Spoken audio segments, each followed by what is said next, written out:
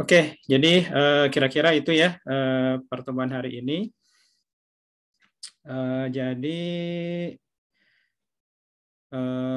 sebelum saya mulai ya, ada yang pernah mendengar tentang istilah ini, sinkronisasi ya. Mungkin ada yang pernah dengar nih sinkronisasi, rekan-rekan semua. Ini kita sih ada berapa nih ya?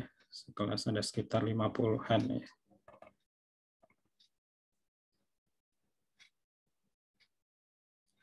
Siapa yang bisa memberikan pendapat?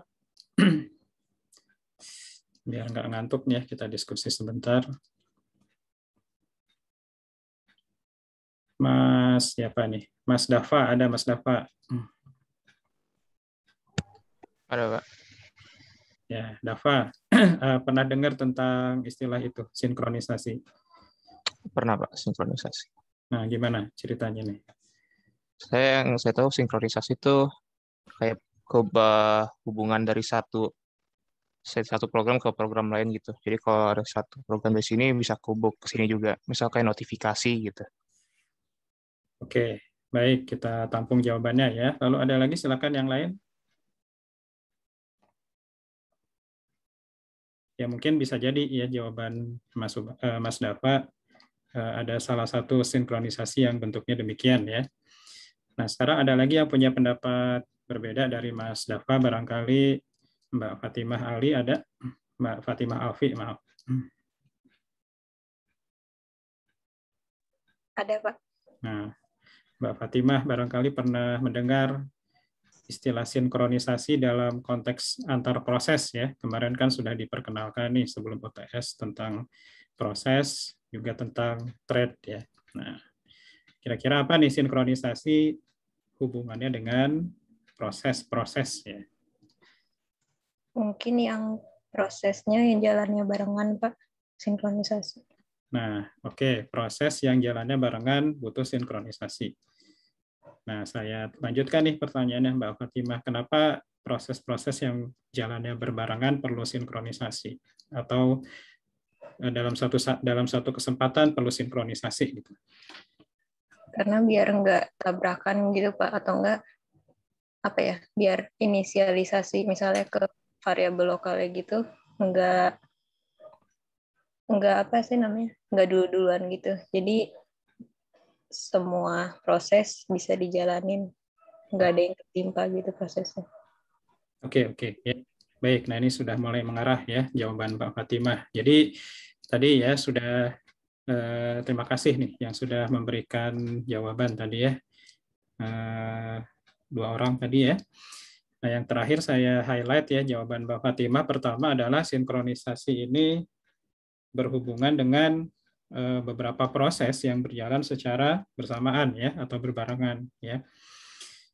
Lalu kemudian yang kedua ya, kenapa perlu sinkronisasi? Agar ya namanya juga sinkronisasi gitu ya, agar tujuannya itu sinkron ya.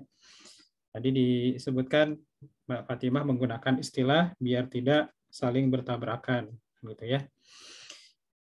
Biar tidak saling bertabrakan ya. Oke, nah jadi ya, ya benar ya arahnya ke situ ya yang akan coba kita bahas sekarang. Jadi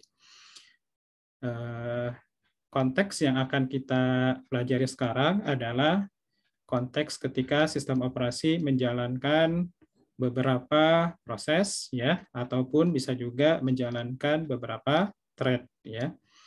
Nah, antara beberapa proses dan beberapa thread ini itu mereka bisa menggunakan ya sumber daya yang sama gitu ya, menggunakan resource yang sama.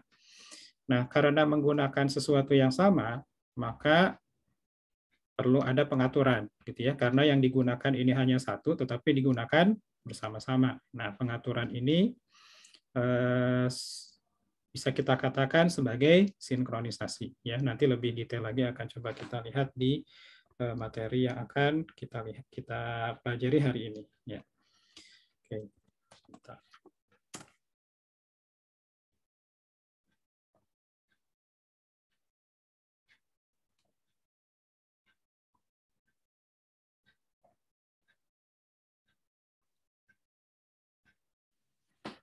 Oke, sekarang saya akan tampilkan slide untuk hari ini.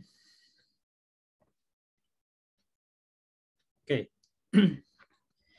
Nah, jadi hari ini kita akan membahas chapter 6 dari buku Operating System-nya Silbersatz, Galvin, dan Gagner, ya, yakni Synchronization Tools. Ya. Oke, nah jadi kita akan coba lihat beberapa hal saja tentang topik sinkronisasi ini. Tidak semuanya mungkin ya, karena banyak topik-topik atau sub-topiknya. Jadi mungkin yang harus kita pahami agar tidak terlalu penuh gitu ya, atau banyak yang akan kita pelajari hari ini. Yang pertama kita lihat dulu ya, tadi ya, perlu kita kenali dulu alasan gitu ya, kenapa sih kita perlu sinkronisasi atau background ya.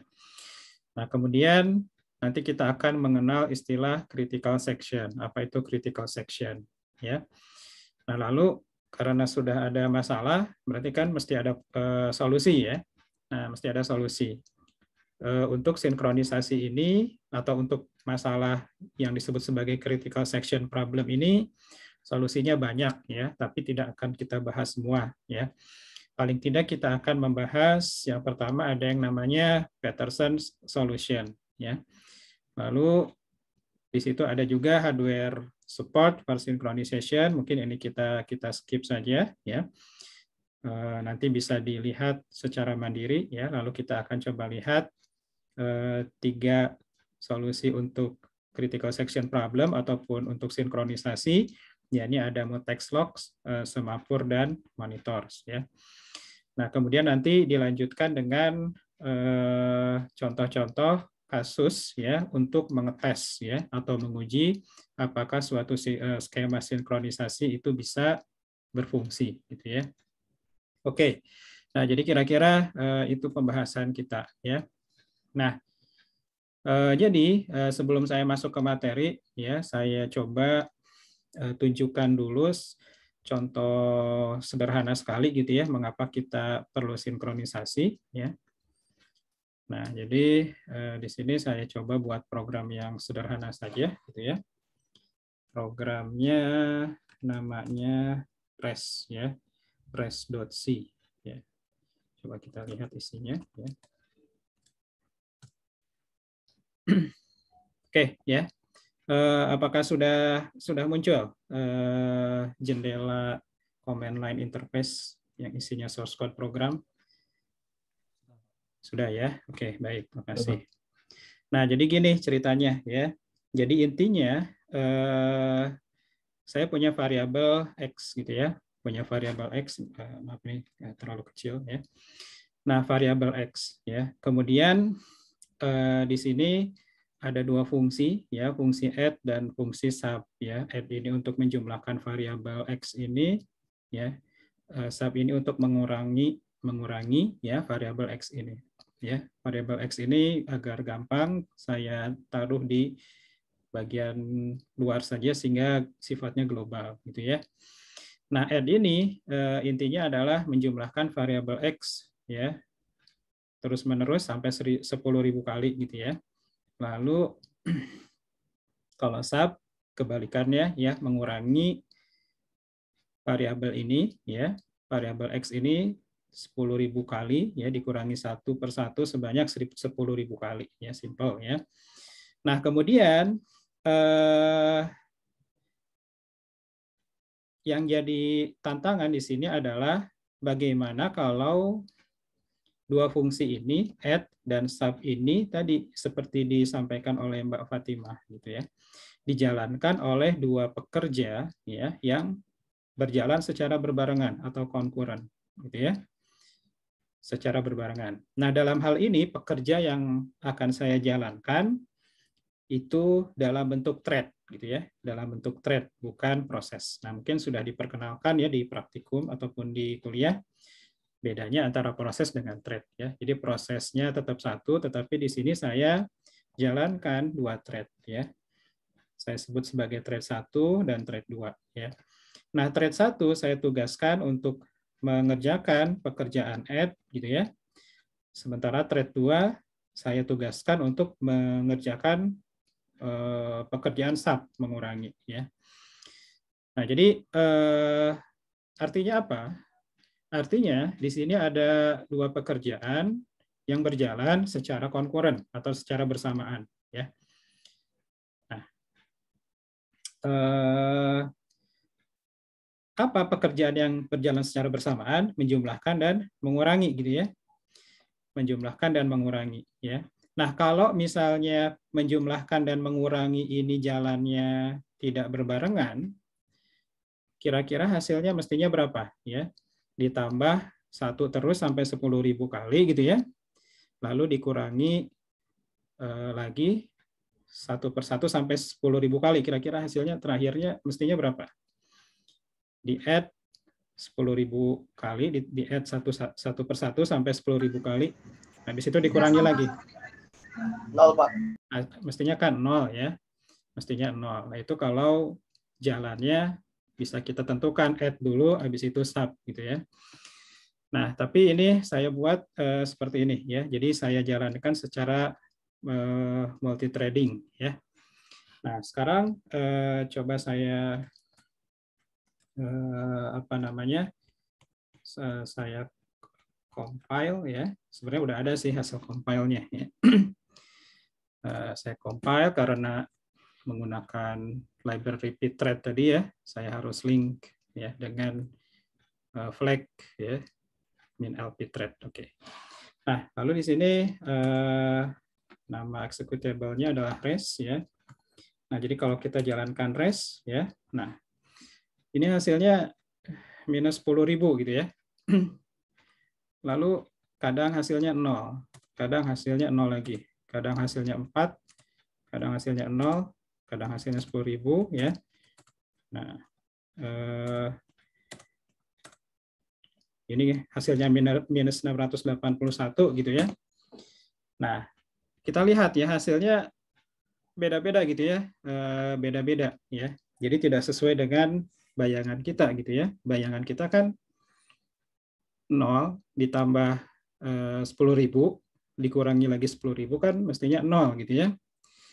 Nah, ini kok lain-lain hasilnya gitu ya, lain-lain hasilnya. Jadi kadang ada yang hasilnya minus 10.000 ya. Kadang ada yang betul hasilnya 0 ya, kadang ada yang 4 ya. Nah, hasilnya beda-beda gitu ya. Nah, bayangkan ya kalau X ini gitu ya adalah saldo ya, saldo tabungan ya. Saldo tabungan. Kemudian add ini Anda menabung, sub ini Anda menarik tabungan gitu ya. Nah, kalau misalnya hasilnya kayak tadi gitu ya. Nah, itu bisa menguntungkan Anda, bisa merugikan Anda gitu ya. Karena hasilnya beda-beda gitu ya, hasilnya beda-beda. Nah, kenapa beda-beda gitu ya? Nah, karena ya di sini dua thread ini gitu ya, yang masing-masing menjalankan add dan sub, keduanya menggunakan resource yang sama. Dalam hal ini resource-nya adalah variabel X gitu ya. Jadi mereka mengakses variabel yang sama ya. Atau lebih teknis lagi, mereka mengakses lokasi memori yang sama gitu ya.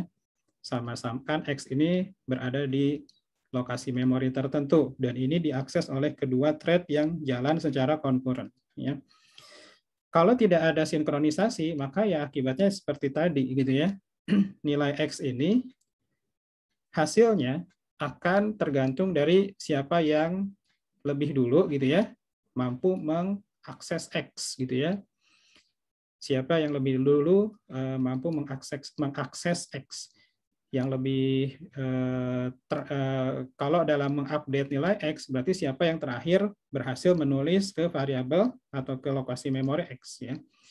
Nah, keadaan ini nanti kita sebut sebagai rest condition. Rest itu kan artinya balapan gitu ya. Artinya siapa yang terakhir berhasil mengupdate nilai X, maka nilai itulah yang akan nempel gitu ya di X, yang akan muncul di X ya. Nah, jadi kira-kira itu masalah yang harus diperhatikan ketika Anda ya bekerja dengan multi apa gitu ya, baik itu multi proses ataupun multi thread ya, multi processing ataupun multi threading. Nah, jadi inti masalahnya adalah seperti itu ya. Jadi ada satu sumber daya yang dipakai bersama-sama, biasanya adalah variabel ataupun lokasi memori, dipakai bersama-sama oleh beberapa thread atau bisa juga oleh beberapa proses. Kalau tidak kita atur, maka tadi hasilnya bisa aneh gitu ya. Hasilnya bisa berubah, bisa berbeda-beda gitu ya, di luar harapan kita ya. Oke, nah jadi itu masalah kita yang coba akan kita lihat hari ini. Oke, kita kembali ke slide kuliah ya.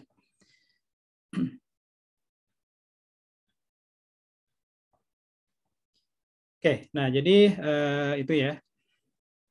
Nah, jadi tujuannya apa ya? Yang pertama kita coba memahami ya.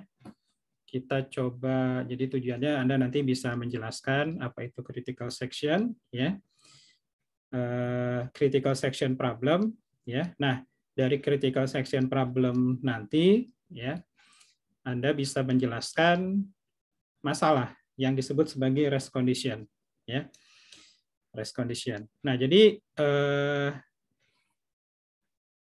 di bagian program ya ada yang rawan gitu ya, ada yang rawan kalau tidak diatur. Nah, bagian program yang rawan itu kita sebut sebagai critical section. Critical itu kan artinya ya rawan lah ya, sehingga harus diperhatikan. Nah, dari bagian critical section ini ya nanti bisa menimbulkan masalah rest condition ya. Nah, jadi itu kita harus bisa memahami gitu ya. Nah, kalau Anda sudah paham kan nanti Anda bisa menjelaskan apa itu critical section dan apa itu rest condition ya. Nah, lalu berikutnya yang namanya masalah kan berarti mesti ada solusinya ya. Nah, jadi kita lihat solusi-solusinya agar tidak terjadi hal yang seperti tadi gitu ya. Jadi kita tidak akan membahas semua solusi karena cukup banyak ya, sehingga kita akan nanti melihat solusi berupa mutex logs ya, kemudian semapur, mungkin juga monitor ya. Nah, lalu nanti terakhir adalah kita lihat contoh-contoh classical case ya, jadi kasus-kasus klasik yang biasanya dipakai untuk menguji ya suatu skema sinkronisasi. Oke. Nah, jadi tadi ya kenapa kita perlu sinkronisasi ya? Alasan pertama adanya konkurensi tadi ya. Adanya proses ataupun thread yang berjalan secara bersama-sama ya. Nah, kalau misalnya tidak ada konkurensi, kalau misalnya program kita hanya program single thread ya, lalu jalannya itu dijamin sekuensial, maka aman gitu ya, tidak perlu ada sinkronisasi.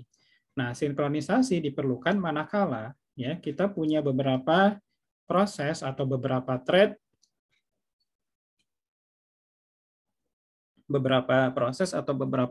yang tadi ya jalannya konkuren ya.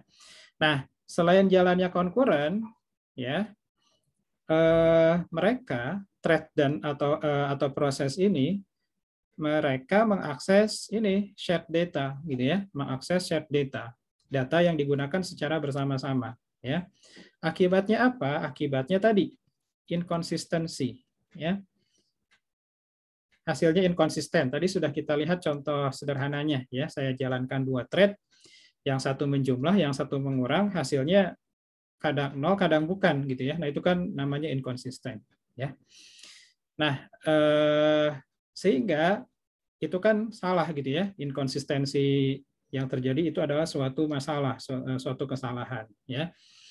Nah, sehingga kuncinya adalah agar tetap konsisten ya. Ketika ada beberapa thread yang mengakses shared data ini, maka caranya adalah kita harus mengatur ya order ya, mengatur urutan eksekusi gitu ya.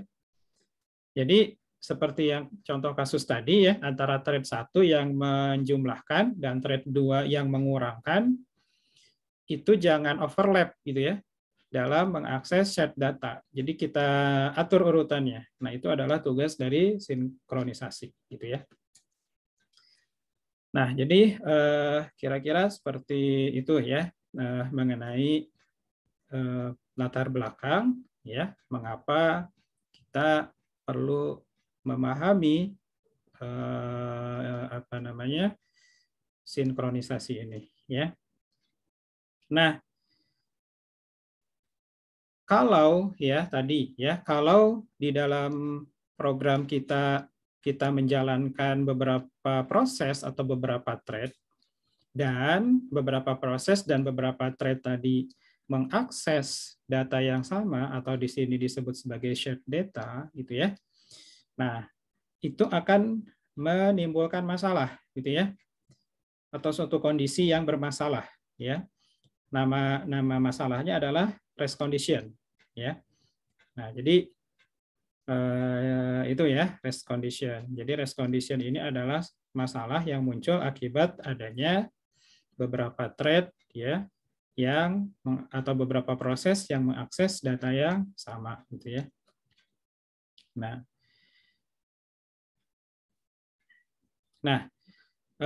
ini adalah kalau dulu ini slide-nya yang baru ya, kalau slide yang lama ada contohnya. Nanti coba saya coba cari dulu ya yang ada contohnya ya. Oke, nah jadi ini contoh race condition ya. Oh ya, nanti kalau ada yang perlu didiskusikan boleh diinterupsi ya. Race condition dalam contoh kasus yang lain tadi sudah saya contohkan ya. Nah, jadi di sini katakanlah ada dua proses ya, ada dua proses P0 dan P1 ya. Nah, Anda ingat-ingat kembali ya di pelajaran sebelum UTS mengenai proses ya. Nah, proses itu kan bisa mengenerate proses child ya. Caranya adalah dengan memanggil sistem call fork gitu ya. Nah, dengan memanggil sistem call fork maka akan di-generate proses anak gitu ya. Proses baru yang merupakan anak dari proses yang memanggilnya. Jadi kalau P0 memanggil fork, maka dia akan menghasilkan proses baru ya, kita sebut sebagai child ya. Tapi child ini adalah child-nya P0. Nah, lalu P1 juga sama, menjalankan proses menjalankan fork, lalu nanti akan di-generate proses baru yang merupakan anak dari proses 1.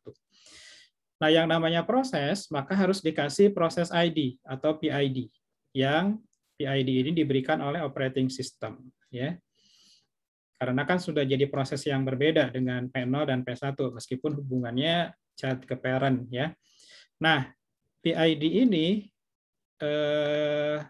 misalnya yang tersedia adalah next PID-nya adalah 2615. Ya.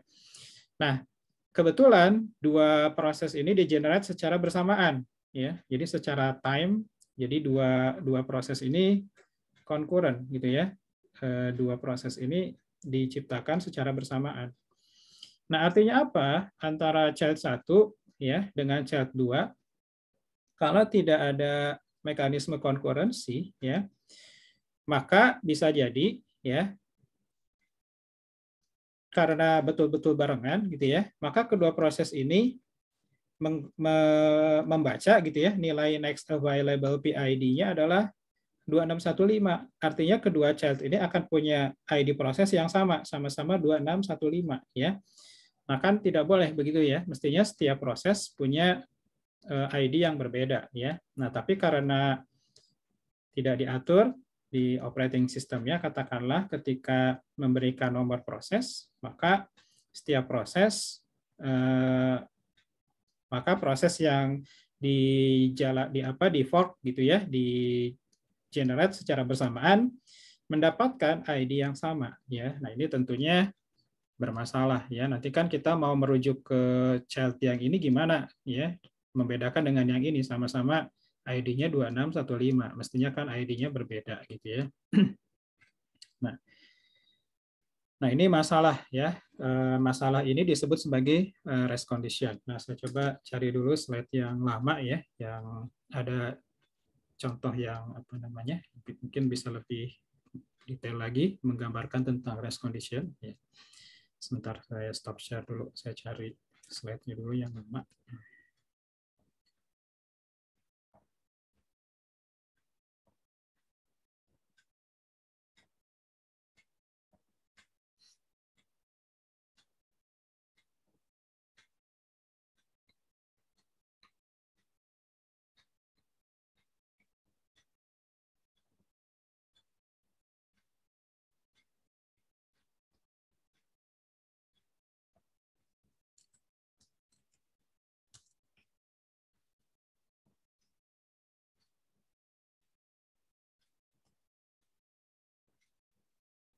Oke.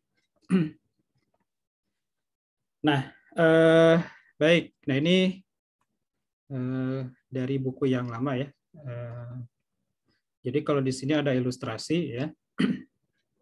Ilustrasinya seperti ini ya. Ini mungkin sudah pernah dibahas di sebelum UTS ya, tentang dua proses ya yang berjalan secara bersamaan. Ya, ini ada proses yang disebut sebagai produser, ya, proses yang disebut sebagai consumer ya. Jadi tidak perlu dijelaskan detail ya, tapi intinya produser ini memproduksi sesuatu lalu menaruhnya di dalam buffer gitu ya, menaruhnya di dalam buffer ya. Pada posisi in ya.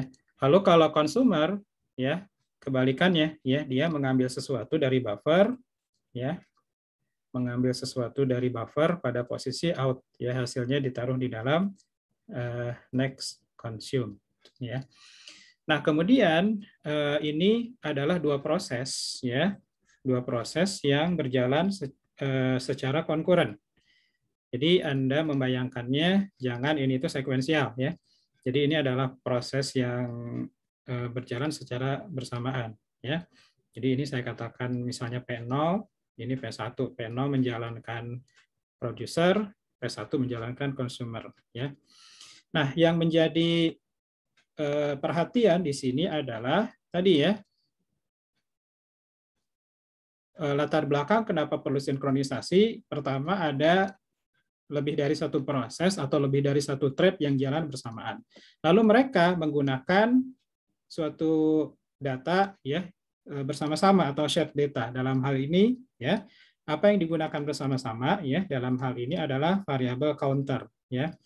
Jadi variabel counter ini kalau kita lihat di sini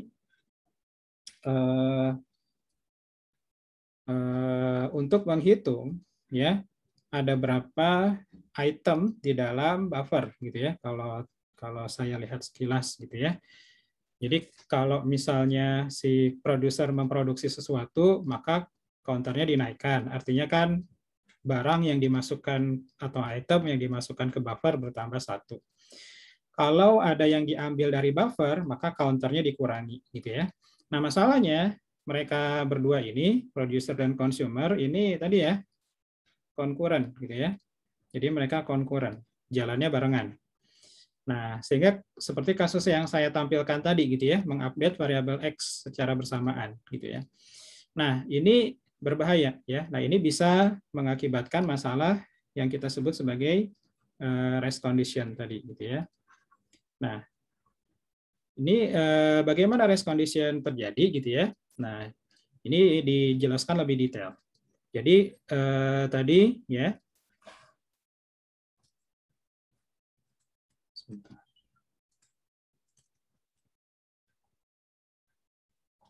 Nah, jadi tadi si produser itu menambahkan variabel counter ya. Karena dia memproduksi sesuatu berarti dia menaikkan counter.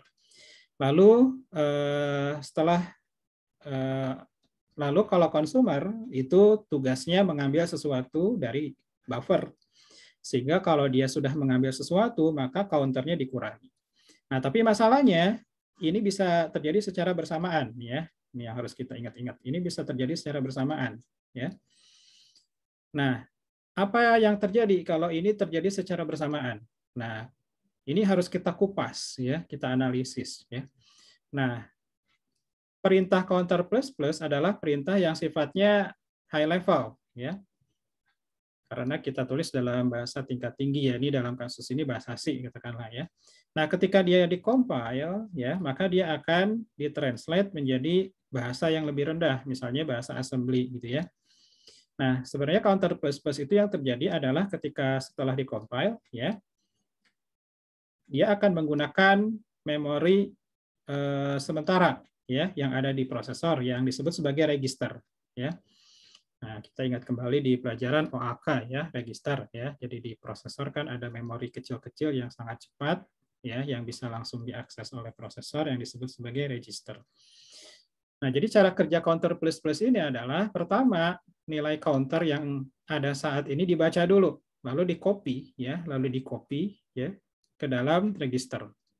Nah, oleh compiler dipilihkan register nomor 1, kan register banyak ya. Kita sebut saja register 1 ya. Nah, setelah itu prosesor akan menjumlahkan isi register 1 dengan 1 ya. Lalu hasilnya dimasukkan lagi ke register 1, diupdate ya. Selesai itu ya, baru register 1 nilainya dikopikan kembali ke memori ya, yakni ke variabel counter, sehingga pekerjaan counter plus plus bisa dilakukan. Hal yang sama juga terjadi pada counter min-min, hanya saja operasi yang dilakukan adalah pengurangan ya.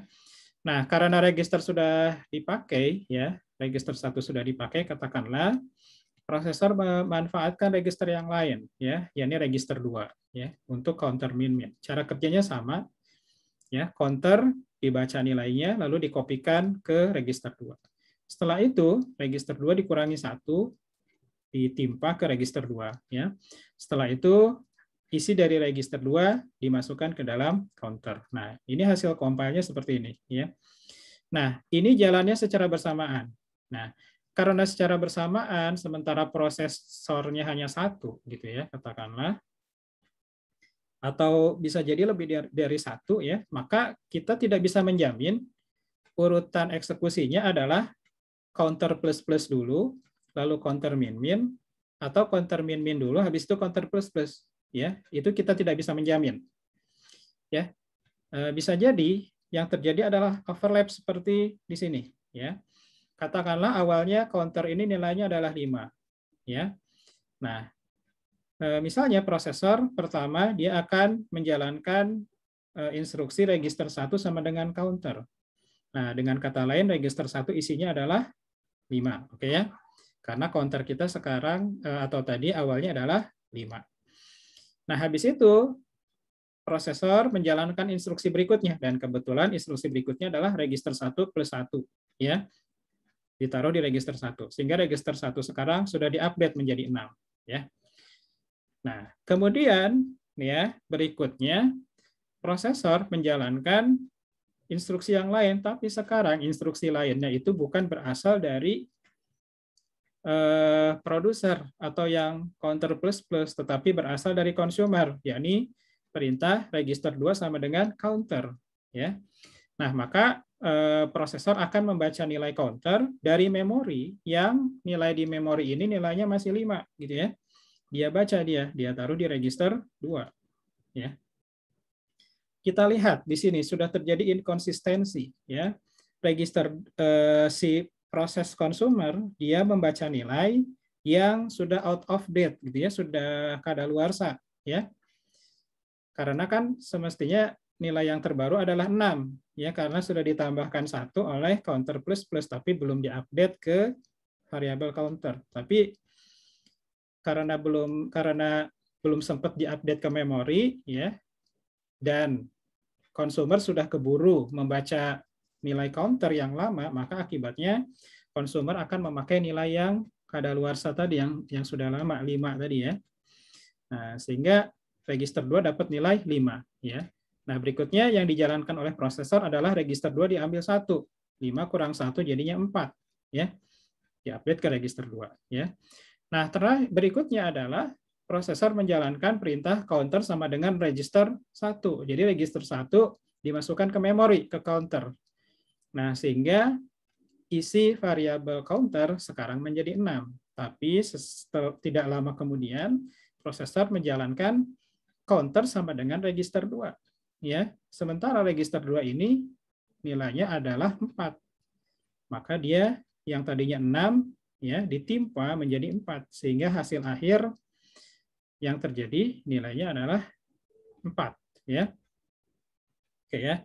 Nah, padahal mestinya sama kayak tadi ya. Kalau dinaikkan 1 dikurangi 1 ya tetap 5 gitu ya. 5 tambah 1 6, diambil lagi 1 jadi tetap 5. Atau kebalikannya diambil 1 dulu 4 ya, ditambah 1 tetap jadi 5. Nah, kalau ini hasilnya malah 4. Atau bisa juga kalau kebalik urutannya ya. Misalnya kalau yang menang ternyata yang counter sama dengan register 2 dulu ya. yang lebih dulu ya, lalu berikutnya diikuti dengan counter sama dengan register 1, maka bisa jadi hasil yang lain adalah 6 ya. Jadi kalau tidak 4, 6 nih hasilnya nih ya. Dua-duanya adalah salah gitu ya. Yang benar adalah 5. Nah, kondisi ini yang disebut sebagai tadi ya, sebagai rest condition ya. Nah, jadi ini rest condition, dan rest condition ini adalah suatu masalah gitu ya, suatu problem yang harus diatasi ya. Nah, jadi ini ilustrasi rest condition. Oke. Baik, nah kita teruskan aja dari sini ya, dari slide yang lama ini, tidak masalah ya. Nah, rest condition ini ya, itu bisa terjadi ya kalau program kita punya yang namanya critical section ya.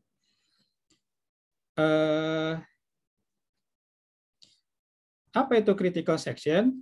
Nah, jadi critical section contohnya adalah ini. Nah, ini disebut sebagai critical section ya. Ini juga disebut sebagai critical ya section ya. Atau ya, kalau saya balik lagi ke yang tadi ya. Nah, ke program contoh saya tadi gitu ya.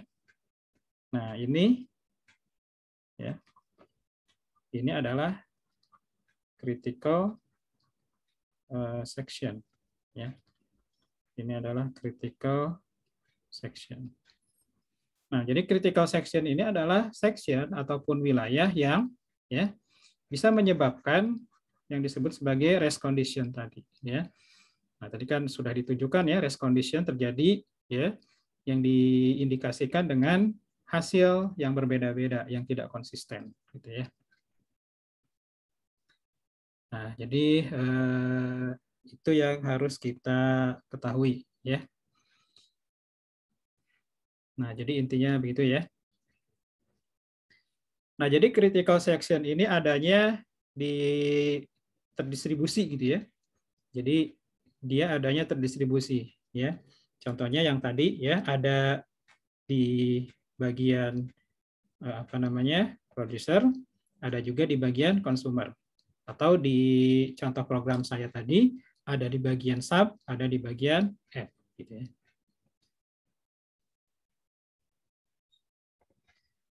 Oke. Nah, ya ini yang ada di slide ini mencoba menggunakan bahasa yang atau notasi yang lebih formal gitu ya. Nah, critical section ini sifatnya adalah critical gitu ya, artinya rawan ya. Nah, jadi idealnya untuk critical section ini ya mestinya begini. Ketika ada satu proses ya yang berada di dalam critical section ya, maka ya tidak boleh ya tidak boleh ada proses lain yang masuk ke dalam critical section-nya ya. Contoh yang tadi ya. Ini kan ada dua proses ya, producer, consumer ya. P0 P1 ya. Nah, critical section-nya producer ada di bagian ini ya yang saya kotakin ya. Lalu critical section-nya consumer ada di bagian yang saya beri kotak juga. Nah, wilayah ini adalah wilayah kritikal, wilayah rawan. Nah, artinya apa? Artinya kalau produser sedang mengeksekusi critical section, maka consumer tidak boleh mengeksekusi bagian critical section-nya. Jadi dia harus menunggu dulu, mestinya begitu. Atau juga sebaliknya, kalau consumer sedang mengeksekusi bagian critical section-nya, maka produser tidak boleh menjalankan bagian critical section-nya. Ya, juga tadi ya dalam kasus saya, gitu ya. Jadi kalau misalnya si thread 1 sedang menjalankan critical section-nya ini, ya, maka thread 2 sebaiknya atau jangan menjalankan yang ini. Ya, atau sebaliknya kalau thread 2 sedang menjalankan ini, thread 1 jangan menjalankan ini. Artinya ini tidak boleh dilakukan secara bersamaan, ya. Critical section ini tidak boleh dilakukan secara bersamaan. Oke. Oke, nah itu ya terminologinya. Nah, sehingga di sini ada yang namanya critical section problem, ya. Jadi critical section problem ini adalah berarti bagaimana kita bisa merancang ya suatu protokol ataupun suatu langkah-langkah untuk mengatasi masalah tersebut, gitu ya. Nah, secara umum yang saya beri tanda bulat ini ya, cara penanganannya adalah ya secara umum ya strategi penanganan critical section ini ataupun untuk menghindari race condition ini adalah gitu ya. Setiap proses ya itu sebelum masuk ke critical section itu harus ask permission dulu gitu ya, harus minta izin dulu ya untuk masuk ke dalam critical section. Nah, bagian kode program yang meminta izin untuk masuk ke critical section itu disebut sebagai entry section ya. Nah, baru kalau misalnya berhasil mendapatkan izin untuk masuk ke critical section, barulah ya proses bisa masuk ke dalam critical section. Oke ya. Kalau tidak bisa memperoleh izin untuk memasuki critical section, maka dia harus menunggu ya, proses tersebut harus menunggu atau thread tersebut harus menunggu ya. Nah, katakanlah suatu proses ya minta izin masuk critical section melalui entry section ya, dan dia dapat izin masuk ke critical section, maka dia jalankan apa yang ada di critical section tadi gitu ya. Nah, setelah selesai menjalankan apa yang ada di critical section, nah itu biasanya diikuti dengan exit section. Nah, exit section ini nanti biasanya ada instruksi yang memungkinkan agar proses-proses yang lain yang sedang menunggu untuk masuk ke critical section-nya masing-masing, ya, agar bisa masuk ke critical section mereka masing-masing, gitu ya. Jadi itu ada di bagian exit section, ya. Nah, lalu setelah exit section nanti ada opsional yakni reminder section atau section sisanya gitu ya, atau bagian sisa gitu ya dari kode program. Nah, jadi untuk menangani masalah race condition tadi ataupun critical section problem ya strukturnya kira-kira begini ya. Nah, jadi ini yang harus kita waspadai ya. Nah, ini ya yang harus kita waspadai nih critical section ini ya. Ini harus diperhatikan ya. Nah, untuk menjalankan critical section ya proses tidak boleh sembarangan ya. Dia harus melakukan atau minta izin gitu ya untuk masuk ke critical section ya. Nah, ini ada di bagian entry section ya. Nah, lalu berikutnya setelah selesai critical section dijalankan, maka berikutnya dia harus menjalankan exit section. Nah, exit section ini harus dijalankan agar ya proses-proses lainnya yang mau masuk ke critical section itu bisa masuk gitu ya. Nah, jadi misal ini adalah proses 0, lalu ada lagi proses 1, lalu ada lagi proses 2, katakanlah ada 3 proses. Nah, katakanlah proses 0 dia sedang berada di dalam critical section. Ya. Nah, maka proses 1 dan proses 2 mereka tidak berada di dalam critical section, ya. Mereka sedang menunggu di entry section, ya. Jadi mereka di sini menunggu nih, ya, di sini menunggu, wait gitu ya. Nah, setelah proses 0 selesai dengan critical section-nya, maka proses 0 wajib menjalankan exit section. Agar apa? Agar proses 1 atau proses 2 bisa lanjut ke critical section ya. Katakanlah yang lanjut adalah P1 gitu ya. Nah, jadi ini adalah tugas exit section ya. Jadi exit section ini diperlukan agar proses-proses lain yang sedang menunggu ya masuk ke dalam critical section ya. Mereka bisa masuk gitu ya.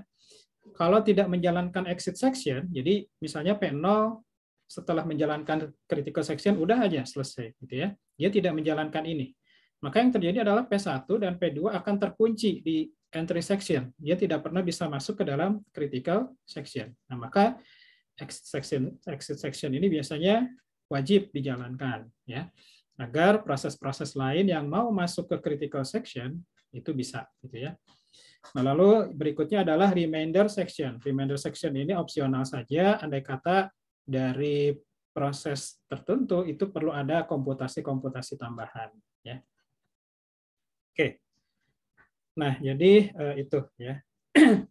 Oke, sampai sini ada yang ingin ditanyakan dulu barangkali tentang terminologi dan seterusnya. Ya. Oke.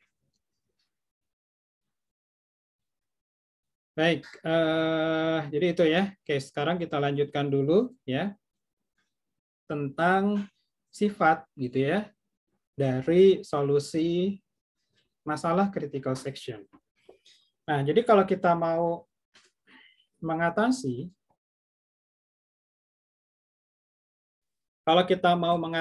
critical section ya, kita ingin buat langkah-langkah penanganan ya masalah critical section, maka harus ada 3 syarat ya, harus ada apa namanya ya 3 syarat ini ya agar solusi yang kita rancang itu benar-benar bisa menyelesaikan masalah critical section ya.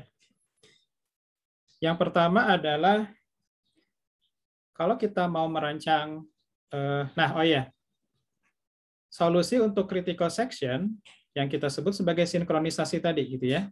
Jadi sinkronisasi ini ya. Jadi sinkronisasi ini adalah yaitu ya solusi dari critical section namanya adalah sinkronisasi. Ya. Jadi kalau tidak ada sinkronisasi akibatnya adalah race condition tadi gitu ya.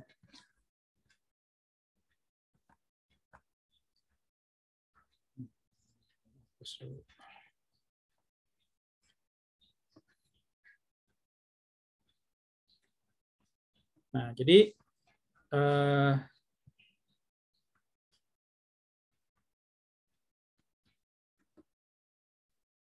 jadi yang kita pelajari ini adalah sinkronisasi ya. Sinkronisasi ya. Nah, sinkronisasi ini adalah solusi dari masalah critical section ya. CS problem ya. Nah, sinkronisasi yang benar maka dia harus punya 3 sifat ini. Yang pertama adalah mutual exclusion ya. Nah, mutual exclusion ini artinya adalah tadi setiap proses itu harus bergantian ketika menjalankan critical section-nya ya. Dalam bahasa yang lebih formal di sini disebutkan kalau proses PI itu sedang menjalankan critical section-nya ya, maka ya tidak boleh ada proses lain ya yang bisa menjalankan critical section-nya. Nah, ini syarat wajib pertama gitu ya. Jadi syarat pertama disebut sebagai mutual exclusion ya. Jadi kalau misalnya di komputer sedang jalan 3 proses, P0, P1, P2. Masing-masing punya critical section. Sekarang P0 sedang menjalankan critical section-nya. Maka P1 dan P2 tidak boleh ya atau harus tidak dapat atau harus tidak bisa masuk ke dalam critical section-nya. Jadi menjalankan kode program yang critical ya, yang critical section-nya itu mestinya tidak boleh, tidak bisa. Nah, syarat pertama solusi sinkronisasi itu harus bisa seperti itu gitu ya. Harus bisa mutual exclusion. Kalau misalnya ternyata solusi sinkronisasinya itu masih memungkinkan 2 proses menjalankan critical section-nya secara bersamaan, berarti solusi sinkronisasinya masih salah gitu ya. Nah, berarti harus dibuat lagi yang lebih bagus, yang lebih baru gitu ya.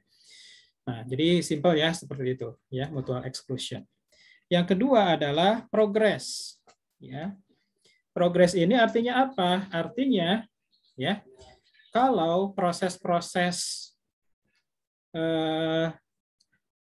semuanya ingin masuk ke critical section ya. Nah, lalu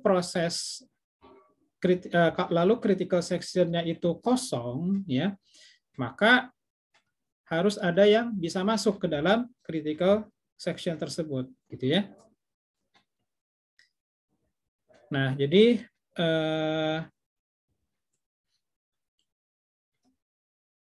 misalnya gitu ya. Misalnya ada 3 proses P0, P1, P2 ya. Nah, katakanlah yang sekarang sedang menjalankan critical section adalah P0. Jadi P0 ini dia sedang berada di wilayah CS ya. Nah, berarti P1 dan P2 kan tidak mungkin ada di CS karena prinsip mutual exclusion. Jadi mereka mesti nunggu di entry section ya. Entry section. Saya singkat sebagai ES ya. Nah, ketika P0 sudah selesai ya, sudah selesai dengan critical section-nya ya, maka kan dia masuk ke exit section. Saya singkat menjadi XS katakanlah. Nah, ketika P0 sudah selesai, maka kan critical section-nya sudah kosong ya. Kita bayangkan sudah kosong. Nah, berarti antara P1 dan P2 harus ada yang bisa masuk ke dalam critical section-nya. Ya. Jadi tidak boleh critical section-nya itu tidak ada yang mengeksekusi, ya. Nah, jadi katakanlah setelah P0 selesai, P2 yang bisa masuk ke dalam critical section-nya. Jadi keluar dari entry section, masuk ke critical section. Nah, berarti P1 masih menunggu gitu ya. Nah, ini adalah progress ya. Jadi intinya seperti itu ya. Jadi tidak boleh critical section itu nganggur gitu ya. Sementara semua proses ingin masuk ke dalam critical section-nya masing-masing. Nah, kalau misalnya solusi sinkronisasi masih memungkinkan terjadinya critical section yang kosong gitu ya, sementara yang lain menunggu untuk masuk critical section, berarti sinkronisasinya tidak memenuhi sifat progres. Ya. Nah, jadi kira-kira seperti itu ringkasnya ya. Nah, ini bahasa lebih detailnya nanti ada di sini ya, lebih formal dan lebih detailnya ya. Nah, yang ketiga sifat solusi sinkronisasi itu harus bounded waiting ya. Nah, bounded waiting ini intinya adalah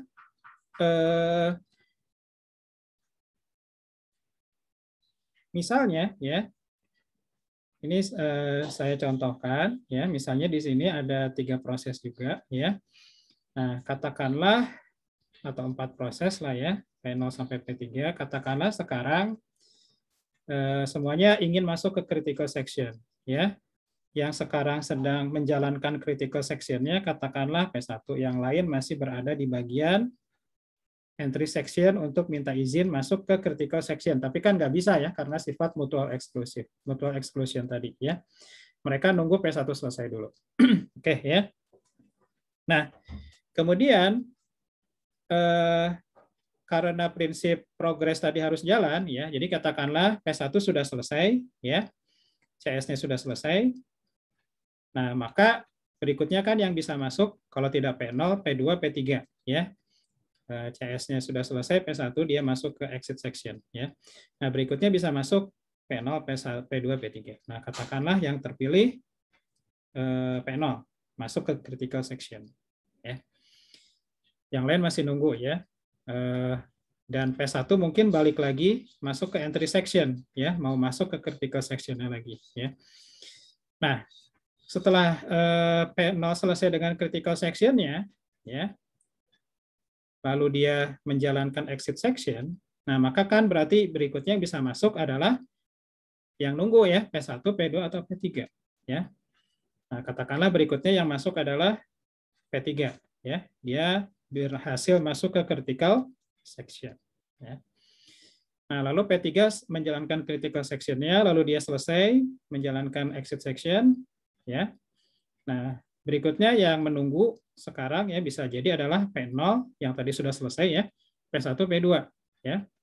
Nah, lalu ternyata berikutnya yang terpilih adalah P1 lagi yang masuk ke critical section, ya. Nah, jadi seperti itu. Nah, setelah P1 selesai, berikutnya yang terpilih P0, ya. Setelah P0 selesai, berikutnya yang terpilih adalah P3. Setelah P3 selesai, terpilih lagi P0. P0 selesai, P1. Ya. Artinya, dari sekian kali proses minta izin dan masuk ke critical section, itu yang kepilih hanya P0, P1, P3. Bolak-balik ini aja nih. P2 tidak pernah bisa masuk tidak pernah mendapat giliran masuk ke critical section. Ya. Nah, pertanyaannya mutual exclusion-nya jalan tidak? Jalan, karena kan critical section ini hanya bisa dihuni oleh satu proses. Oke, syarat pertama terpenuhi. Yang kedua, progresnya jalan atau tidak? Progresnya jalan. Kenapa? Karena critical section tidak pernah menganggur. Ya, selalu ada yang bisa masuk ke critical section. Nah, yang tidak terpenuhi adalah yang ketiga, bounded waiting. Artinya apa? P2 ini dia menunggu dalam waktu yang tak hingga gitu ya. Waitingnya itu nggak tahu sampai kapan karena setiap kali pemilihan siapa yang masuk ke critical section itu yang kepilih P0, P1, P3, P0, P1, P3, P2 tidak pernah kebagian jatah masuk ke critical section. Nah, ini juga bermasalah ya karena kriteria yang ketiga tidak terpenuhi ya. Ini bounded waiting ya. Nah, harusnya ya solusi dari critical section ini bisa tiga-tiganya, mutex iya, ya, mutual exclusion iya, progress iya, bounded waiting juga iya, ya. Nah, sehingga tidak ada proses yang tidak pernah masuk ke critical section, ya. Nah, proses yang tidak bisa masuk ke critical section, dia akan mengalami yang disebut sebagai starvation, gitu ya. Jadi starvation ini dia butuh resource, tetapi tidak pernah bisa dia dapatkan resource yang adanya di critical section ini. Dia mengalami starvation, atau bahasa Indonesianya kelaparan. Ya. Nah ini prinsip ya dari sinkronisasi yang benar, algoritma sinkronisasi yang benar. Jadi harus memenuhi tiga kriteria ini, ya, mutual exclusion, ya. Lalu progress, dan bounded waiting. Oke, nah itu prinsipnya. Nah, artinya ketika kita bikin, ya, kita membuat suatu algoritma sinkronisasi, maka baiknya kita cek dulu, ya. Biasanya yang kita cek hanya satu aja gitu ya, mutual exclusion. Yang penting, oh ini ganti-gantian nih, masuk ke critical section-nya, dijamin tidak ada critical section yang jalan secara bersamaan, ya. Nah, yang lainnya mungkin tidak kita perhatikan, ya, progresnya jangan-jangan suatu saat ya critical section-nya jadi tidak ada yang mengisi gitu ya, tidak jalan progresnya, atau progresnya sudah tetapi bounded waiting-nya tidak terpenuhi, jadi bisa jadi ada proses yang tidak pernah mendapatkan jatah masuk ke critical section. Oke.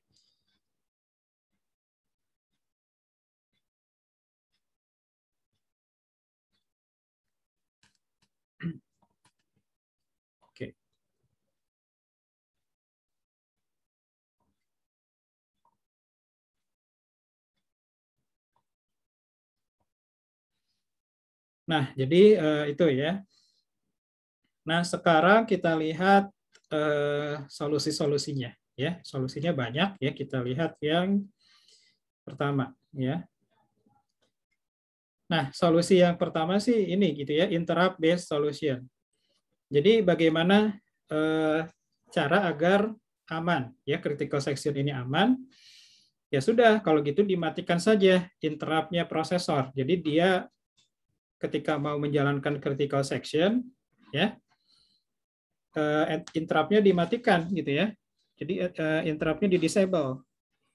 Jadi kalau ada pergantian proses nggak bisa gitu ya, atau pergantian thread tidak bisa karena interrupt-nya dimatikan ya. Nah, kalau sudah selesai interrupt-nya dinyalakan lagi. Nah, ini dijamin aman ya ketika mengupdate nilai ya di dalam critical section. Menyelesaikan masalah tidak? Iya, dalam kondisi tertentu bisa, tapi kalau misalnya critical section-nya ini panjang gitu ya, jam-jam ya, dalam orde jam ya, 1 jam katakanlah, maka dalam 1 jam itu berarti prosesor tidak bisa menerima interrupt apapun, dan itu bermasalah tentunya ya.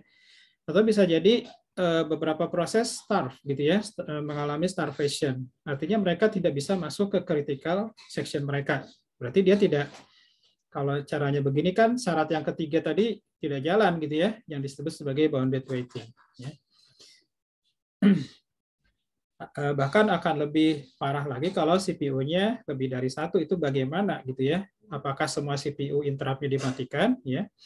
Kalau multi-core masing-masing core ada interrupt-nya dimatikan, nah itu kan lebih merugikan lagi. Makanya solusi ini bukan solusi yang ideal ya.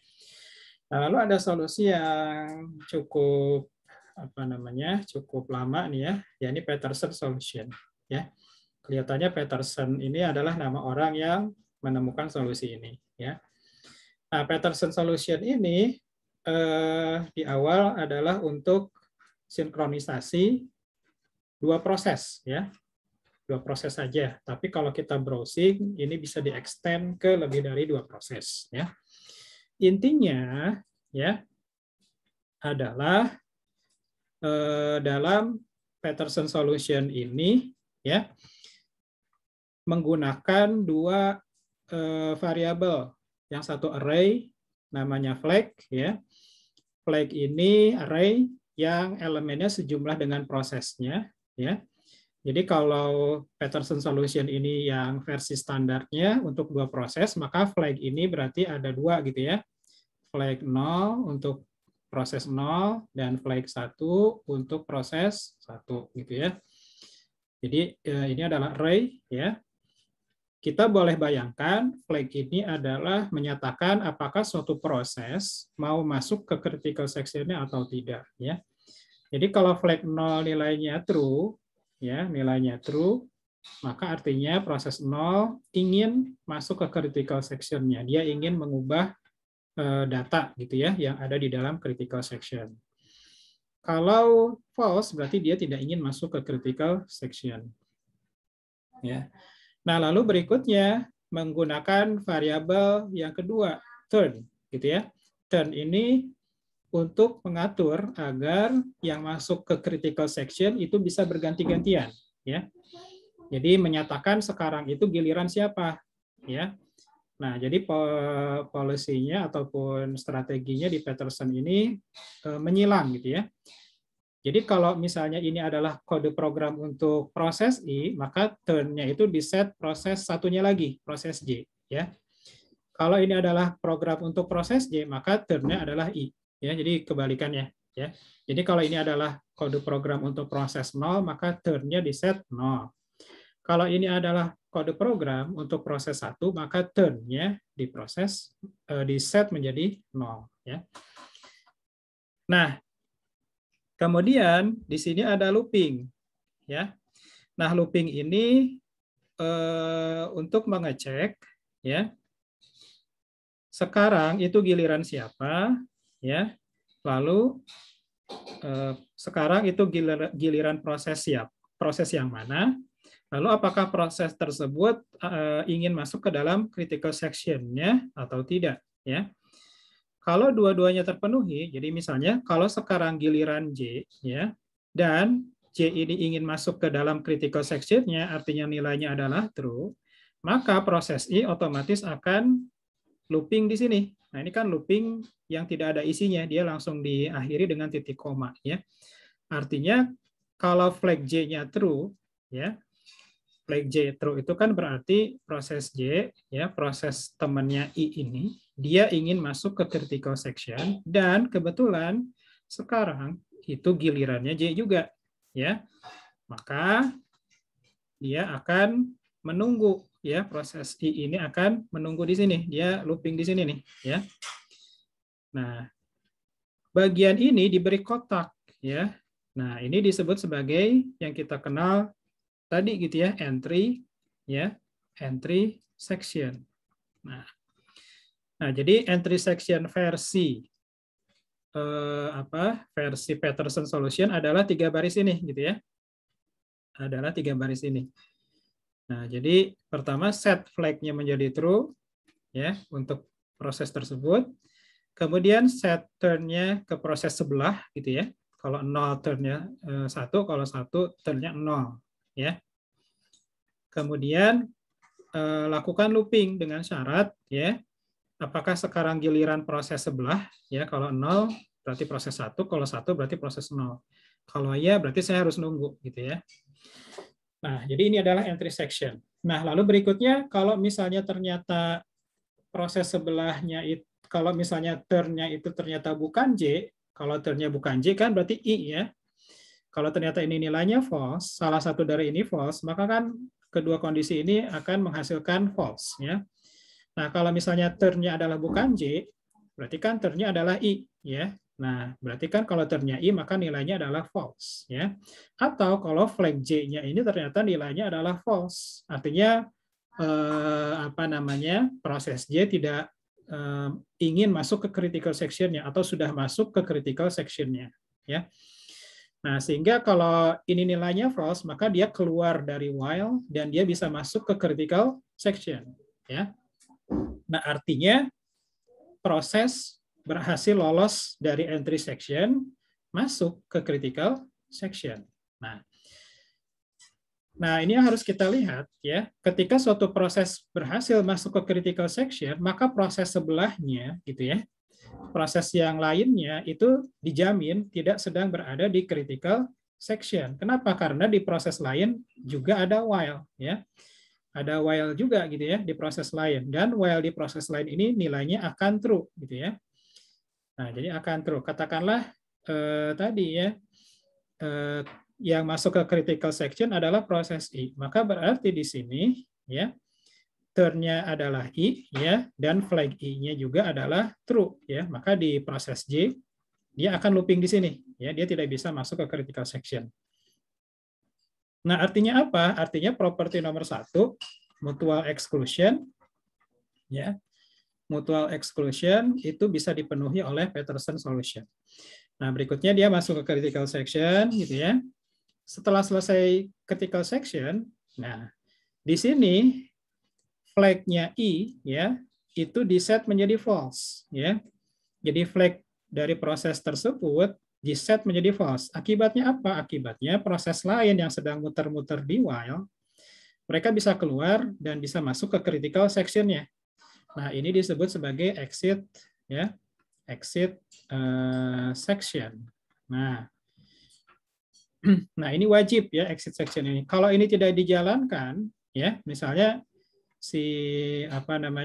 proses I langsung saja keluar dari critical section, dia tidak menjalankan ini ya, sehingga flag I tetap true. Nah, akibatnya entry PJ dia tetap muter aja di sini gitu ya. Tetap muter di sini ya. Nah, sehingga bisa jadi PJ tidak pernah kebagian masuk ke critical section-nya ya. Jadi progresnya nggak jalan nanti ya. Nah, jadi seperti itu. Nah, jadi kalau kita lihat kalau ini dijalankan dengan benar, maka pendekatan Peterson ini dia memenuhi syarat nomor 2 juga progress, dan juga memenuhi syarat nomor 3 yakni bounded weighting. Kenapa bounded weighting-nya jalan? Karena ya berganti-gantian ya Peterson ini. Jadi setelah P1 misalnya P0 dan P1 habis P0 gantian P1 habis P1 P0 P1 gitu ya, jalan terus ya progres. Nah, terus progresnya juga di sini ada flag ya, artinya kalau critical section-nya tidak ingin dimasuki oleh proses tertentu maka tinggal diisi aja flagnya false ya, maka yang akan masuk adalah yang memang ingin masuk ke dalam critical section-nya, jadi dijamin tidak kosong ya. Nah, bounded weighting juga dijamin karena selalu bergantian gitu ya. Tidak P0 terus atau P1 terus. Nah, ini berganti-gantian. Maka ketiga syarat ini yang tadi terpenuhi. Oke, nah ini solusi yang pertama ya. Nah, tapi nanti kalau misalnya ini mau diterapkan harus hati-hati gitu ya. Di sini saya apa namanya? Nah ini ya tiga syarat tadi terpenuhi ya. Mutual exclusion, progress, ya, bonded weighting itu terpenuhi oleh solusi Peterson. Nah, tapi ini harus hati-hati kalau solusi Peterson ini jalan di komputer modern. Kalau komputer atau CPU modern itu kan ketika mengeksekusi barisan instruksi itu bisa diubah-ubah urutannya, bisa out of order gitu ya. Jadi kalau kita punya apa namanya?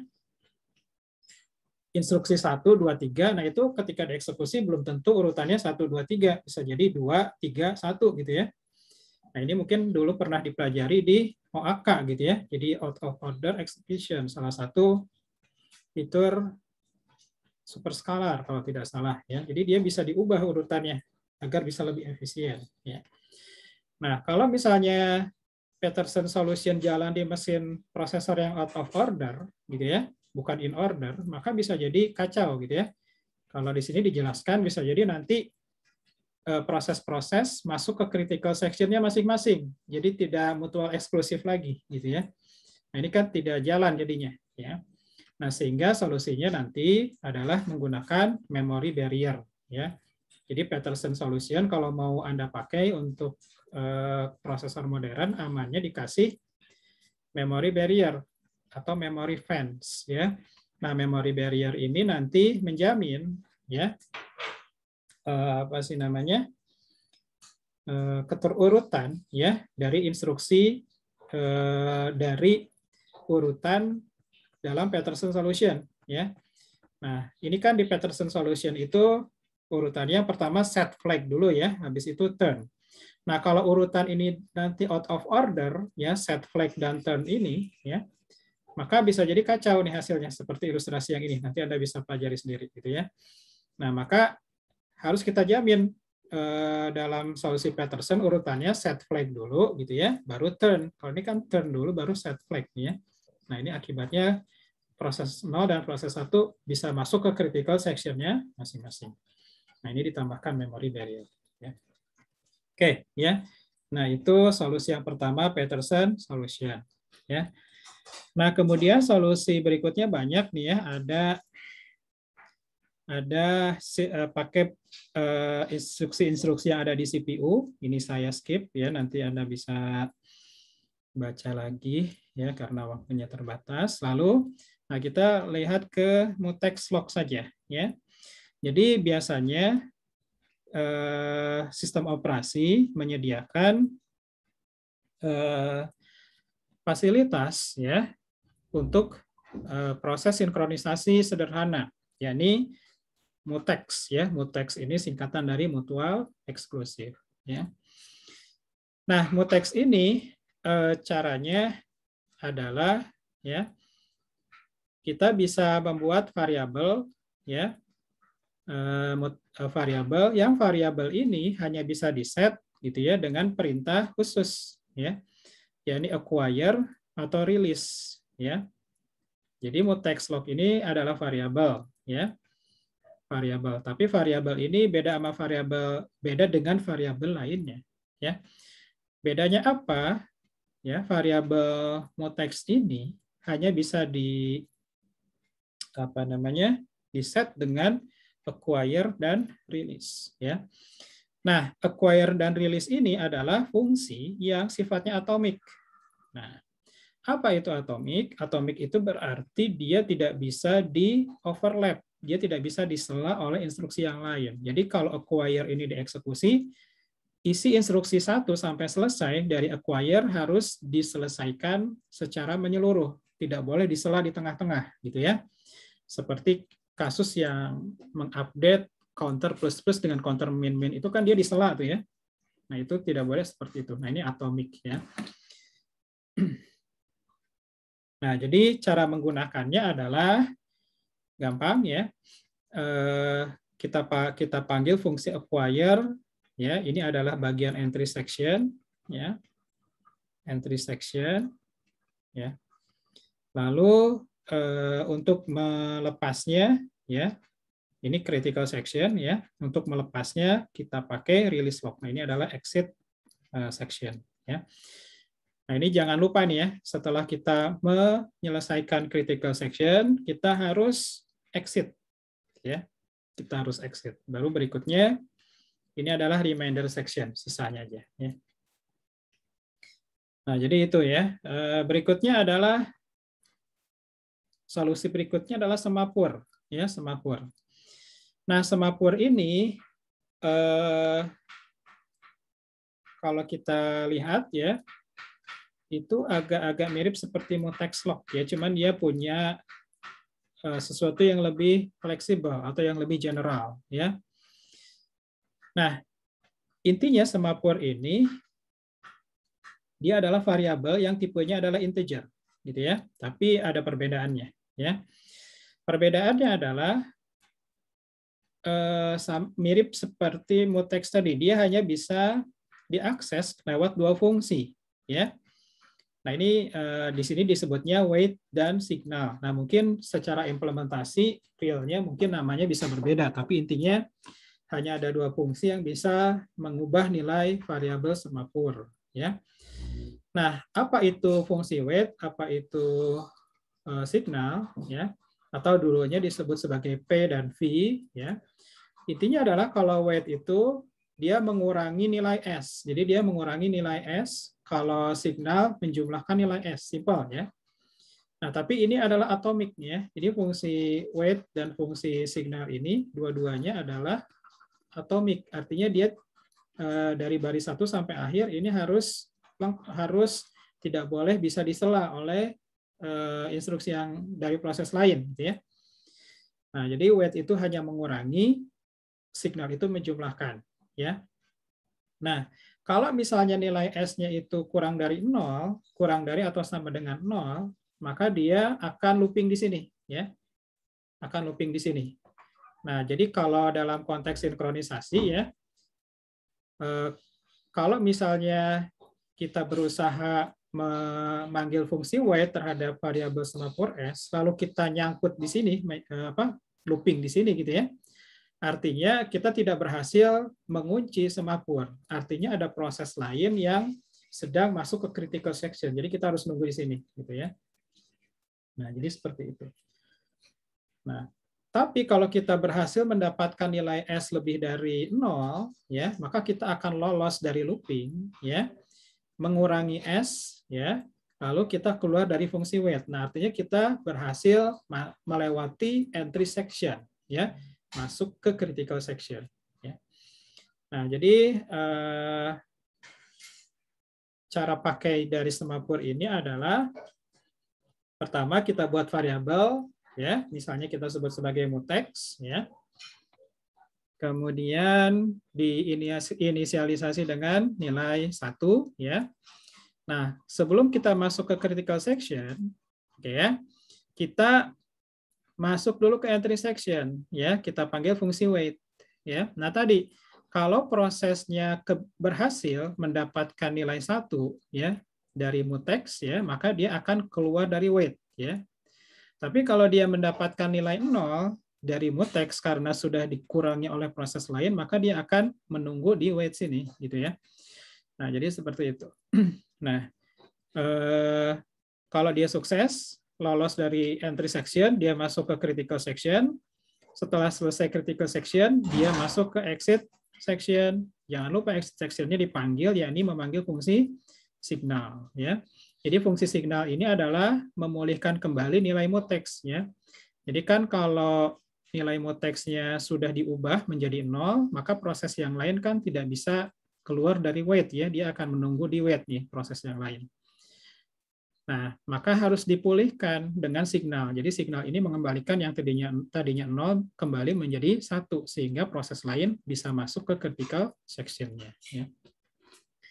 Nah, semapur ini ada dua jenis, ada binary semapur. Binary semapur ini dia hanya nilainya 0 dan 1, ya, hanya ada 2, 0 dan 1. Ya, ini cara kerja fungsinya jadi mirip seperti mutex lock ya, yang tadi yang pakai acquire dan release ya. Nah, ada juga counting semapur. Nah, kalau counting semapur ini dia range number-nya unrestricted gitu ya. Jadi tidak hanya 0 sampai 1, bisa minus sekian ya, bisa minus sekian ya sampai plus sekian ya. Dia unrestricted gitu ya. Jadi kadang kita perlu counting semapur, kadang kita hanya perlu binary semapur tergantung kasusnya ya. Oke. Implementasi semapur kita skip ya, bagaimana semapur bisa diimplementasikan ya. Nah, tapi intinya implementasi semapur ini adalah bisa pakai looping ya untuk weighting-nya ya, atau bisa pakai blocking ya, atau yang tidak pakai busy waiting. Kalau yang seperti ini kan tadi pakai looping ya. Jadi kalau dia tidak berhasil keluar dari entry section, maka dia wait. Nah, cara wait-nya itu adalah looping di sini. Nah, ada juga yang tidak pakai looping ya, tetapi dengan blocking ya. Jadi proses yang harus wait, maka dia akan blocking, dia akan menghentikan dirinya sendiri, lalu dia akan masuk ke suatu antrian, misalnya as list ya.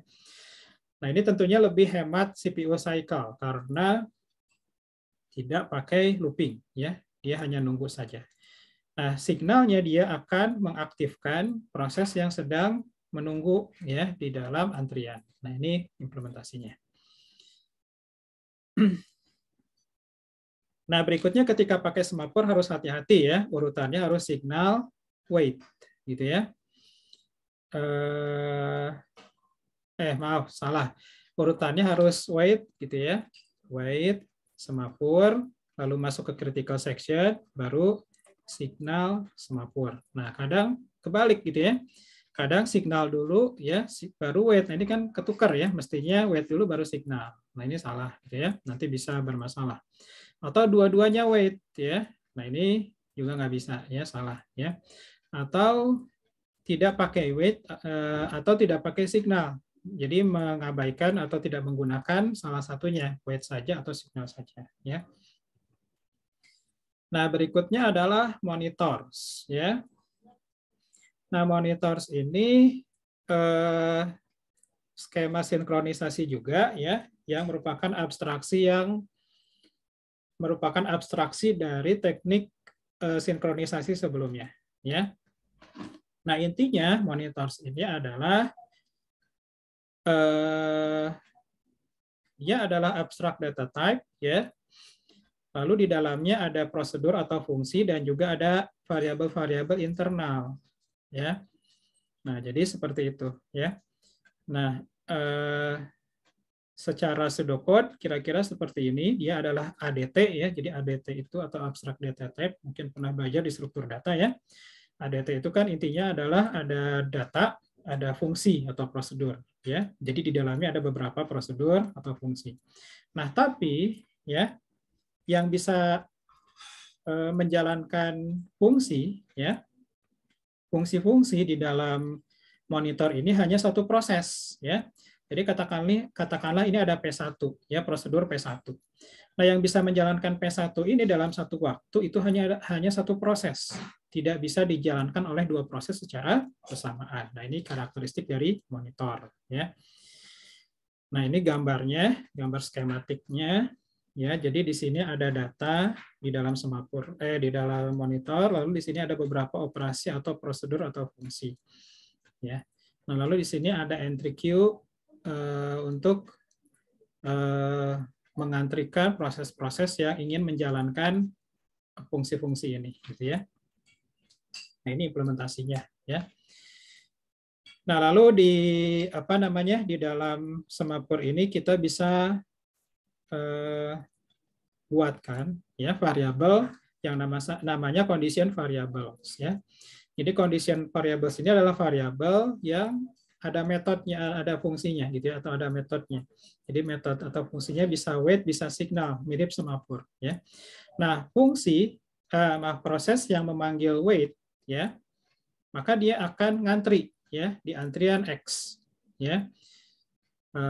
Lalu untuk mengeluarkan dari antrian maka harus dipanggil fungsi signal ya. Nah, ini condition variables. Jadi X dan Y ini seperti suatu antrian ya. Jadi kalau suatu proses misalnya P0 dia di dalamnya memanggil instruksi X wait gitu ya. Nah, maka kalau dia harus menunggu, ya, maka dia akan masuk ke dalam linked list X ini, gitu ya. Artinya dia harus ngantri dulu sebelum dia bisa masuk ke bagian berikutnya, ya. Nah, ini contoh penggunaannya, ya. Jadi kalau misalnya ada dua fungsi F1, F2, lalu di masing-masing F1 ini ada instruksi S1 dan di F2 ada instruksi S2. Nah, lalu urutan instruksinya ingin dipastikan bahwa S1 dulu baru S2 gitu ya. Nah, maka bisa kita manfaatkan condition variable ini gitu ya. Caranya adalah yang pertama di sini pakai variabel dan di set true ya. Nah, nanti berikutnya adalah kita bikin variabel condition variable X ya.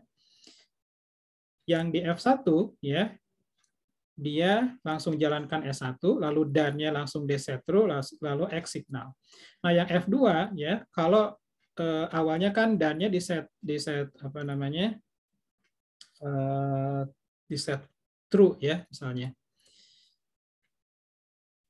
Atau di set false ya, sepertinya ini di set false awalnya ya. Nah, jadi kalau F2 jalan duluan, dia akan menemukan dan-nya ini false, maka akibatnya F2 akan memanggil X titik wait. Nah, kalau X titik wait, maka berarti proses yang menjalankan F2 dia akan ngantri di variabel X. Nah, dia akan ngantri di sini ya. Nah, sementara F1 pasti jalan duluan ya. Nah, baru nanti ketika dipanggil X signal ya oleh F1, maka P0 diambil dari X dan P0 dijalankan. Nah, ini kira-kira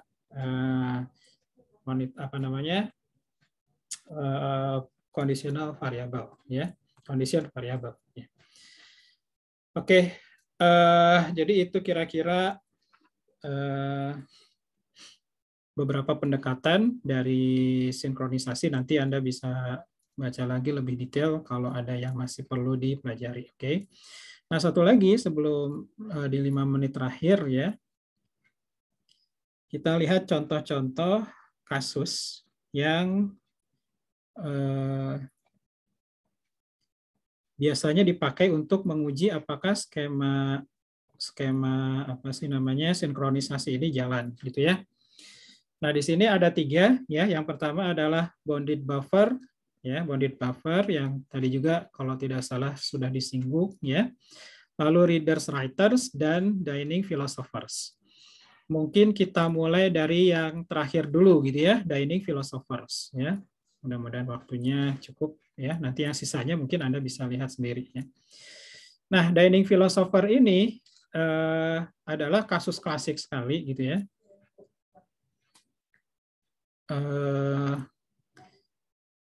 Nah, jadi di kasus ini gitu ya ada 5 orang ya filosofer yang duduk di kursi masing-masing ya.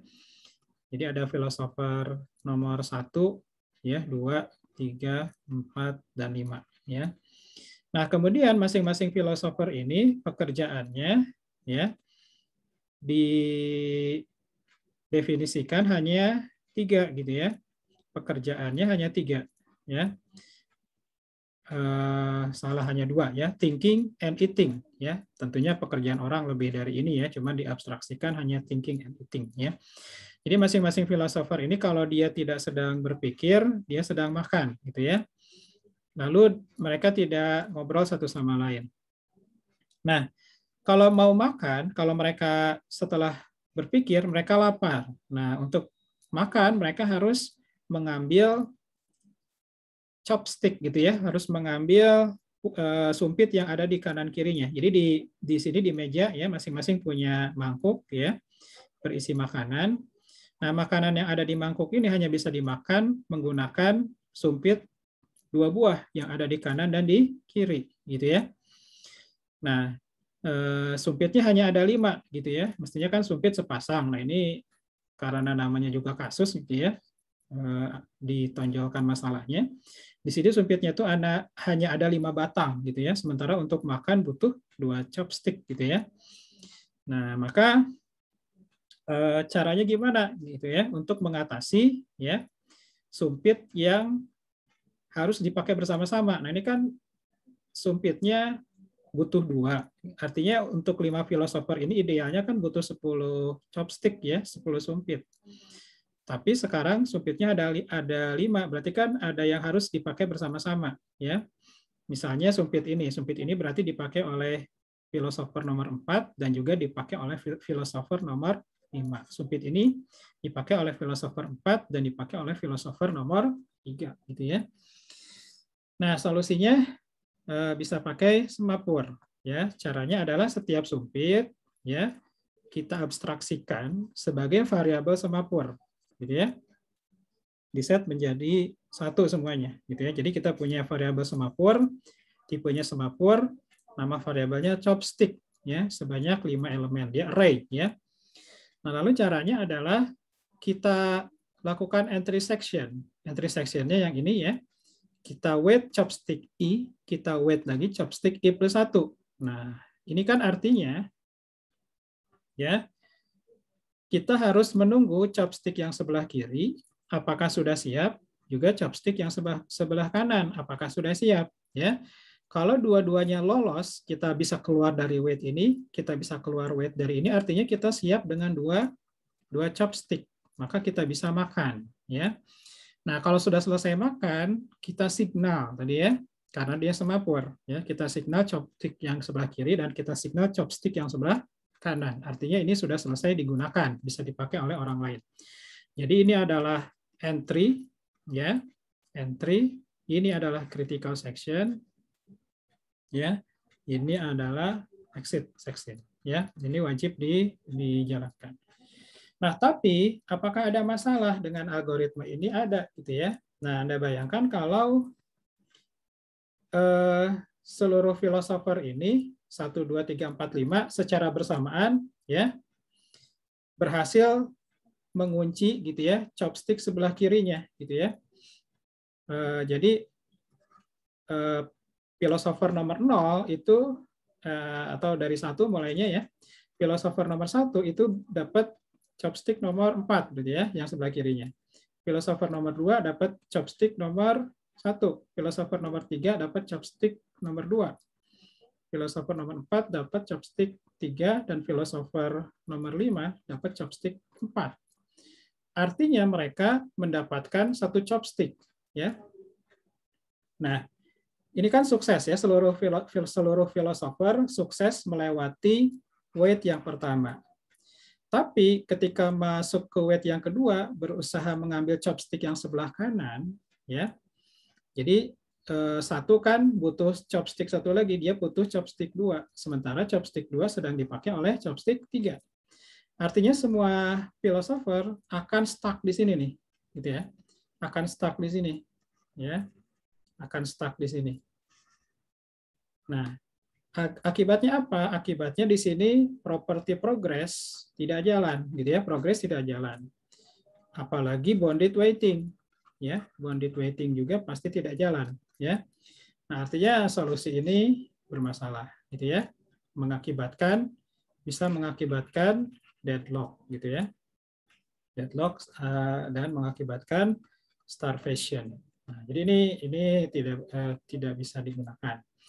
Nah, maka solusinya adalah bisa pakai monitor dan condition variable tadi, gitu ya. Jadi kita bikin monitor. Nah, di dalam monitor ini kita buat fungsi-fungsi yang setiap fungsi ini hanya bisa dieksekusi oleh satu proses dalam satu waktu, gitu ya. Nah, seperti ini, ya. Lalu di sini kita pakai condition variable self, ya. Tadi ya, kalau suatu proses menjalankan condition variable, baik itu wait, berarti dia akan menghentikan dirinya sendiri. Ya. Nah, nanti Anda pelajari ini karena waktunya sudah mepet, ya, sudah lewat malah. Ya. Nah, jadi ini Anda bisa lihat ini lebih atau bisa mengatasi masalah progress, ya. Progress, jadi tidak ada yang deadlock kalau pakai cara seperti ini. Tapi ya masih memungkinkan adanya starvation. Artinya bisa jadi solusi dengan monitor ini ada filosofer yang selalu tidak kebagian chopstick gitu ya. Selalu kalah dengan filosofer yang lain. ya. Artinya bonded weighting-nya nggak jalan gitu ya. Nah, ini kalau dianalisis seperti itu ya. Oke. Nah, lalu contoh kasus lainnya ada readers writers. Jadi readers writers ini ada satu data yang digunakan bersama-sama, lalu data ini bisa ditulis, ya, bisa di write, bisa di read. Kalau yang read ini bisa lebih dari satu gitu ya. Kalau write ini hanya boleh ada satu proses, ya. Nah, itu bagaimana cara mensinkronkannya, sinkronisasinya. Jadi kalau yang membaca data ini boleh banyak yang bersama-sama, tapi ketika write itu hanya boleh satu. Nah, solusinya adalah bisa pakai semapur juga, ya, bisa pakai semapur. Ya. Nah, semapurnya ada yang sifatnya binary, ya, ada yang sifatnya ya di sini dari thread mutex, ada mutex saja ya. Oke, nah satu lagi tadi yang paling depan bonded buffer. Nah ini mohon bisa dipelajari ya. Oke, nah satu lagi sebelum saya akhiri, kembali ke contoh program yang tadi ya. Nah di sini saya sudah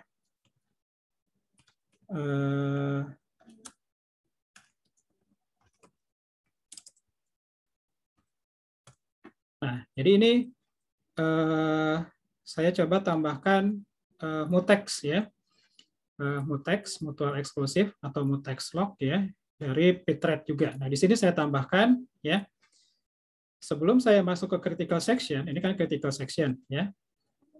Ini saya masuk ke entry section dulu ya, pakai mutex ya, mutex lock tadi ya. Nah jadi kita coba dapatkan ya mutexnya ini, lognya, kalau berhasil maka bisa masuk ke critical section. Jadi masing-masing critical section dilindungi oleh proses sinkronisasi. Jadi harus entry section dulu, baru critical section, baru exit section. Nah, jadi kalau kita lihat hasilnya, ya, di sini sudah saya compile ya. Jadi no race ya, no race ini yang race conditionnya sudah diatasi dengan sinkronisasi ya. Nah, kalau yang pakai sinkronisasi kita lihat hasilnya konsisten, 0 terus gitu ya. Hasilnya 0 terus. Nah, ini kegunaan dari sinkronisasi ya. Oke, saya kira itu dulu yang bisa saya sampaikan. Ada yang ingin disampaikan atau ditanyakan?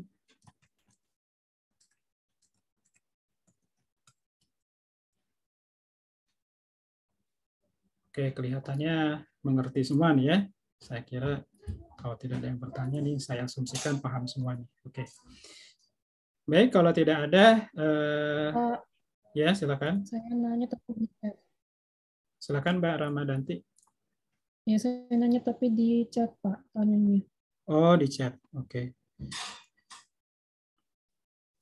Oh, bedanya semapur dengan Peterson ya, pakai memory barrier ya. Oke. Satu ya, semapur ini bisa untuk lebih dari 2 proses ya. Lebih mudah di-extend untuk sinkronisasi yang melibatkan lebih dari 2 proses ya. Kalau Peterson ya, tadi ya agak sulit kalau ditambahkan menjadi 3 proses, 4 proses gitu ya, karena algoritmenya hanya untuk 2 proses ya.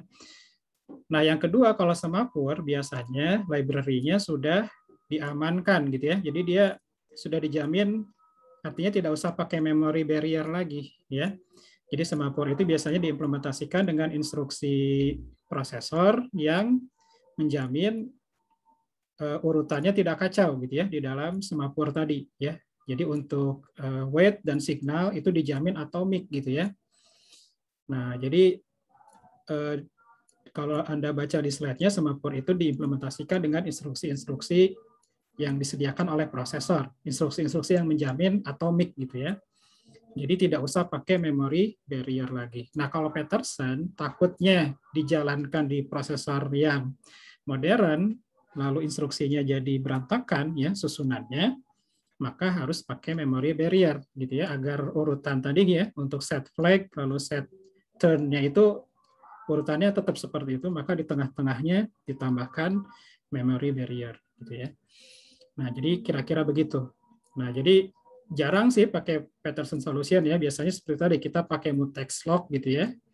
Jadi kalau pakai Pthread ada lognya, mutex log. Kalau Anda pakai library yang lain, misalnya OpenMP, itu juga ada mekanisme sinkronisasinya dari OpenMP-nya gitu ya, atau kalau mau yang generik Semapur juga ada ya, di Linux ada library untuk Semapur. Jadi gitu ya Mbak Ramadanti.